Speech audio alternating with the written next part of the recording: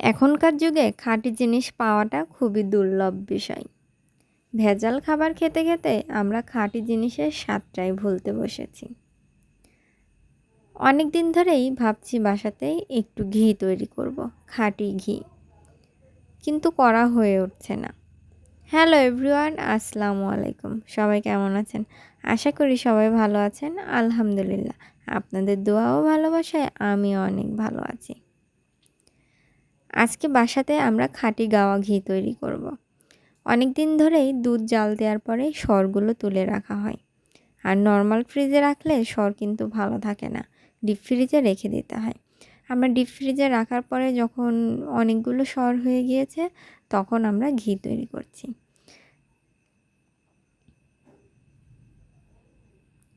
আর এই দুধের সরটা আপনারা চাইলে ব্লেন্ডারেও ব্লেন্ড করে নিতে পারেন, কিন্তু ব্লেন্ডারে ব্লেন্ড করলে এতটা ভালো হয় না। এই কারণে আমার শাশুড়ি হাত দিয়ে ভালোভাবে ছেনে নিচ্ছে দুধের সরটা। আর এর মাঝে খেজুর পাতা দিতে হয়। খেজুর পাতার ধারে ধারে সরটা খুব সুন্দরভাবে স্মুথ হয়ে যায়। আর নর্মাল টেম্পারেচারের পানি তো দেওয়া যাবে না, এইখানে দিতে হবে আপনার ঠান্ডা পানি কিংবা কয়েক টুকরা বরফ। অল্প অল্প করে ঠান্ডা পানি অ্যাড করবেন আর এই খেজুর পাতা দিয়ে খুব ভালোভাবে ছেনে নেবেন। এখন সরগুলো একটি কড়াইয়ে দিয়ে আস্তে আস্তে জাল দিতে হবে। আর আপনার দুধের সরটা ছানা হয়েছে কিনা এটা ট্রাই করবেন পানির পাড়ে দিয়ে।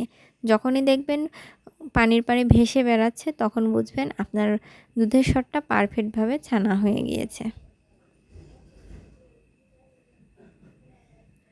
কড়াইটা একটু ছোট হয়ে গিয়েছিল, তারপরেও ছোট কড়াইয়ে জাল হতে হতে এখনই এটা কমে যাবে।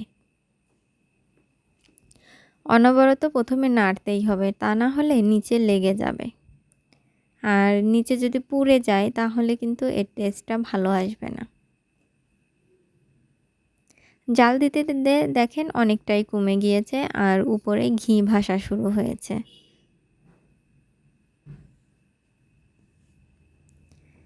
ঘি তৈরি হয়ে গিয়েছে, এখন এটা আমরা ঠান্ডা করতে রেখে দেব। ঠান্ডা করা হয়ে গেলে কাচের একটা বয়ামে এগুলো সংরক্ষণ করব।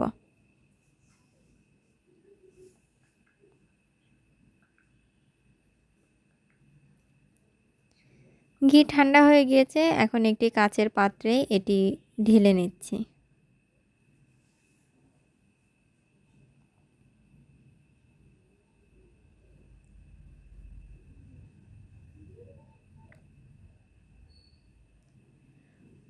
কালারটা কি দারুণ আসছে দেখেন। এটাই হলো আসল খাঁটি গাওয়া ঘি। আর আমরা তো বাজার থেকে ভেজাল পণ্য কিনে খাই। এই ঘিটা এখন রেখে দেব, আস্তে আস্তে এটা দানাদার হয়ে যাবে, জমে যাবে। কালারটা দেখেন কি সুন্দর আসছে। তো ভিডিওটি কেমন লাগলো অবশ্যই কমেন্ট করে জানাবেন।